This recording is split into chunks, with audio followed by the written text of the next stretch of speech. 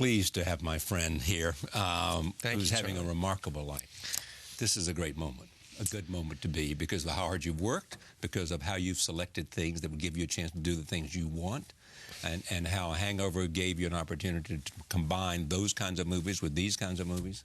I mean, I couldn't have strategized it better. I mean, without ever thinking in those terms. But you're right. Yeah. No, it's incredible, Charlie. It's incredible, you know, and it is all from the origin of The Hangover. It really is, which allowed, you know, relativity to allow me to do Limitless, and then because that was successful, then David O. Russell and Harvey Weinstein, you know, Pat Solitano opened up. Yeah. He's the character you play. So how did they come to you, and what did they say about Pat Solitano, and how much of a conversation took place before you began to make the movie?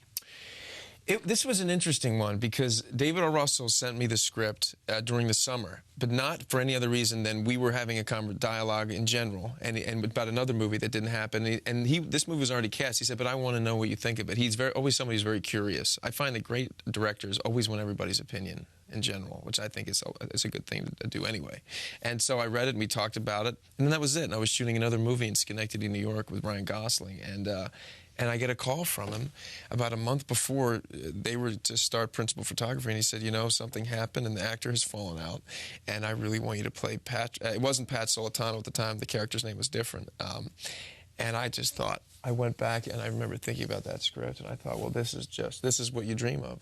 This is what you dream of when you're a kid watching movies and you see these characters and you think, that would be just... Why did you say that? Why is this a character you dream of?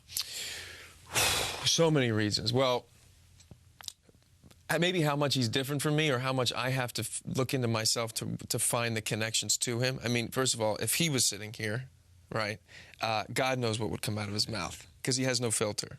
Yeah. And his emotions are right just under the surface. And he's also fascinating because neurologically, it's a very unique pathway, the way that he processes information, and that's what, you know, causes him to have manic episodes, and what we could define as bipolar, being manic depressive. Yeah, let's talk about who he is now. He's just come out of being inside for 18 months or so. Yeah. You know, and he's manic depressive. Yeah, well, bipolar. Bipolar, so not just manic. Yeah. He is diagnosed bipolar, which he never knew. I mean, this is a guy who's 35 years old, and he did a plea bargain to go to the mental institution so he wouldn't serve time, because he beat the hell out of this guy. Right. And while he was in there, the doctors diagnosed him as being bipolar, and they wanted him to start medication. And he is and get a strategy to how to live his life, and he just wants none of it. He wants no help. So we're meeting this guy who's in denial of the fact that he needs help. And he's living at home. He's got no car. He's got no cell phone. They won't allow him to have it. He's got no income. He's not allowed to get his job back. And his wife, who he thinks is going to be the savior, has a 500-yard restraining order out against him. But this guy... She wants no part of it. No. But this guy, Pat Solitano, the beautiful thing about him is he couldn't be happier. You know, he's in this manic delusion that's going to fall at some point, but he really thinks that he's got it together. His father is Robert De Niro, who's a, you know, amazing Eagles fan. Yeah, the family, like my family, and many Philadelphia families. Right. Yeah, Where are you from, Abington? Or? Exactly. Yeah, it's right. You're the only guy that knows that. Literally, everybody says, "Yeah, I'm from Abington." That's exactly right. My sister went to Abington High School. Yeah, we grew up, you know, huge Eagles fans, and this is a typical reflection of that. The Solitano family. Actually, in fact, when I say it wasn't his name, because we couldn't get the rights to the name that was in the script, we for about a week tried to get my mother's maiden name as his name, Campano. Yeah. And we thought we were going to have it. It would have been Patrick Campano, but that didn't work. So Solitano sounded like Campano, so we went with that, which was kind of nice. And working with De Niro is always a joy for you. You know, it's. You know, what can I say? Yeah. You know, when you have, you know, I liken it to, you know, I mean, the relationships that you've had over the years, right? Where you just sit back and think, how did this happen? Yeah. Right? I mean, you just think, how, you know. I can imagine being friends with somebody like that. Yeah, and which you are, you know what I mean? I mean, someone you were a fan of in college or whenever, you know, and then you get to know, and you start interviewing him, and now he's a friend of yours. That's right. Yeah, it's like. I want to take a look at some scenes here and then talk more about Pat. We'll give the audience at home, if you haven't seen. This is a movie getting a lot of attention, a lot of buzz, pre-Oscar, all of that, including Best Actor, and David O. Russell for Best Director. Here it is, a scene in which Pat has a breakdown in the attic. As you were watching that, you said, that's sad. Yeah, it's so sad, yeah.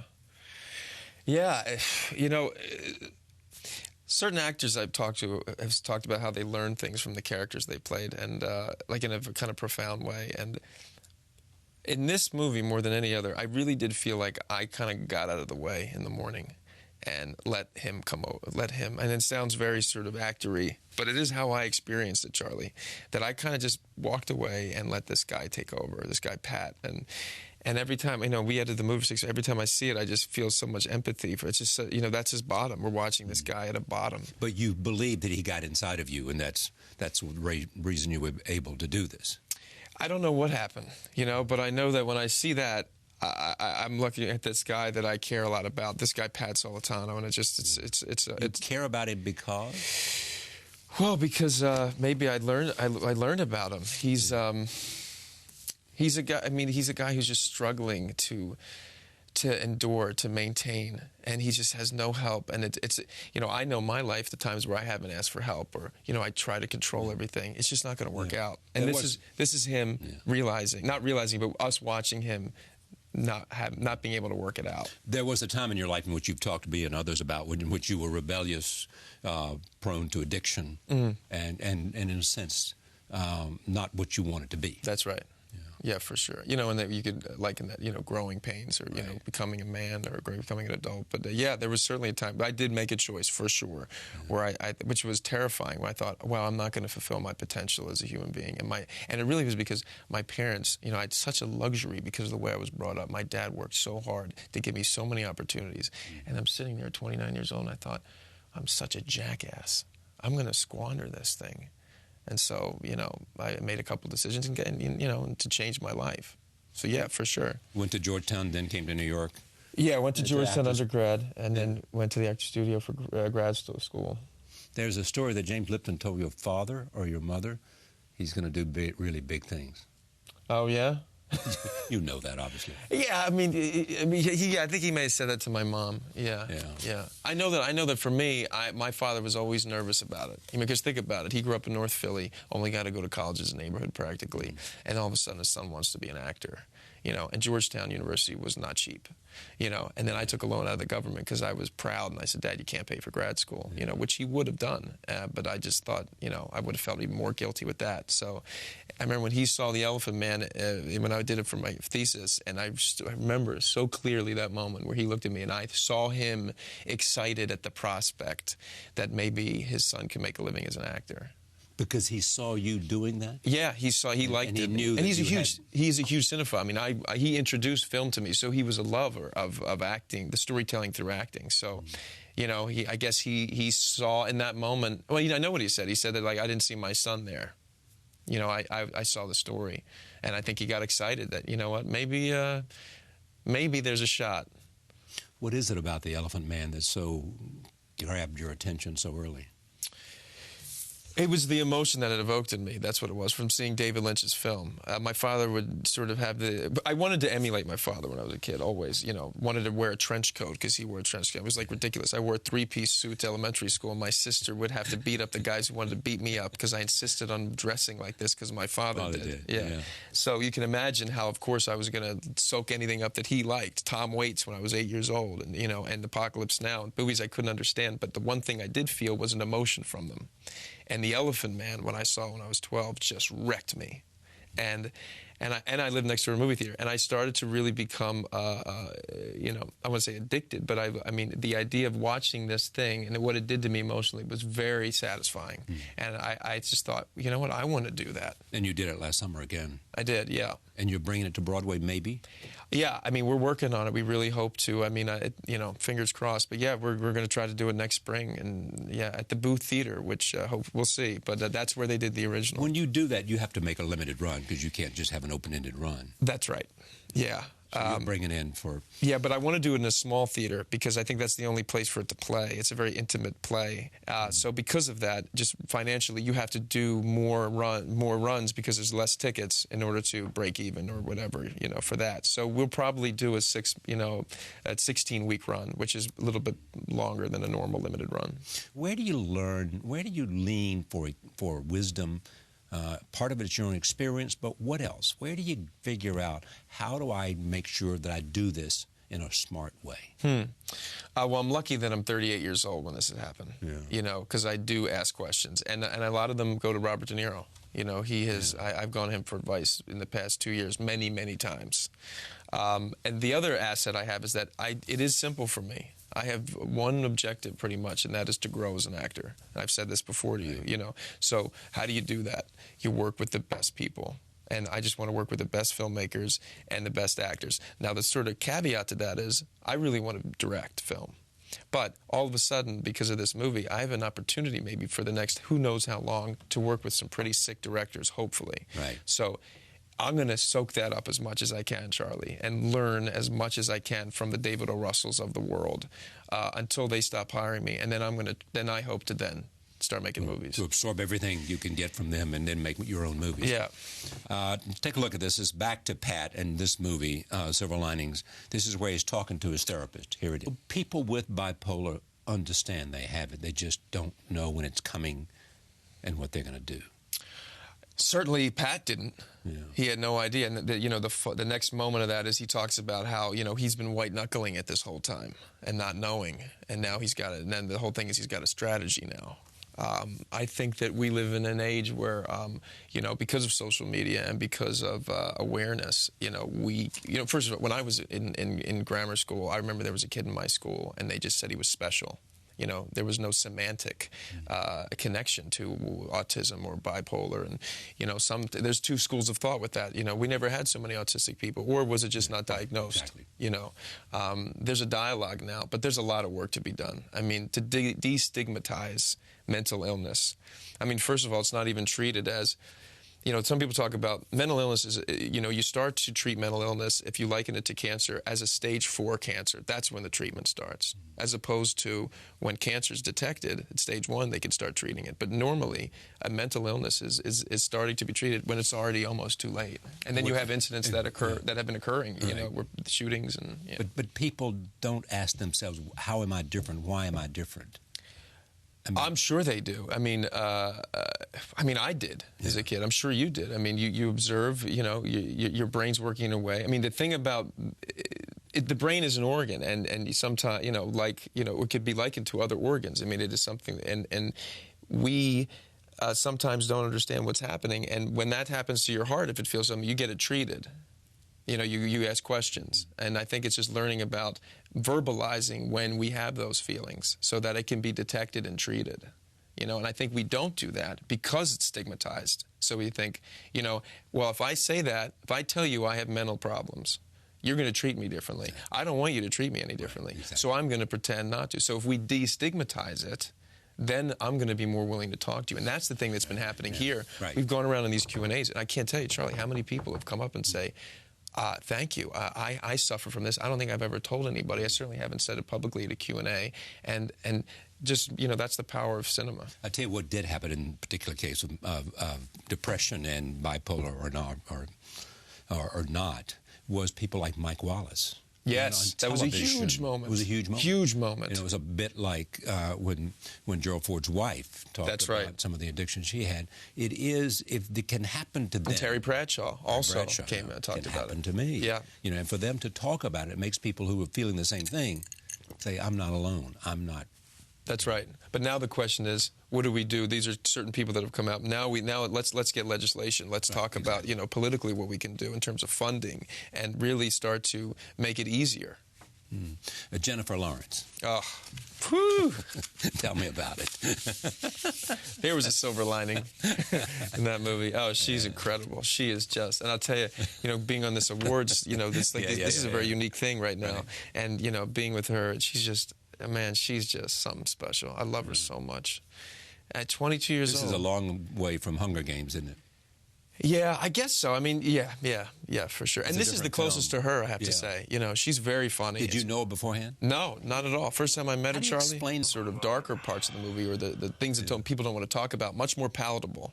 You know, we're talking about mental illness, but it's you know, packaged in a love story in this movie, which is very smart. You know, it's like a modest proposal. You know, and it's a love story you think has no chance at the beginning. Right. That's right. Oh, yeah, you don't see that. They're not going to end on the street kissing. No way. We're not going to have Hollywood ending here, are we? Yeah. Maybe. And you don't, really. It's, the message of the movie is not, you'll fix it with love. It's, people understanding you. That's the key. And she understands him. The first time he sees her in that, in that dinner, you see he's floored by the fact that he sees that she sees him. The one thing I experience is Pat is, and I've done this. When someone's a little off, even in the street in New York, wherever, the energy changes. And when Pat walks in a room, stand back. And she didn't step back. In fact, she came right at him. Exactly. Yeah. And so therefore he responded to that. Of course, and the fact that she's just gorgeous. Yeah. And yeah. There is also this dancing in this film. Yeah. You had to learn to dance the way. Pat would.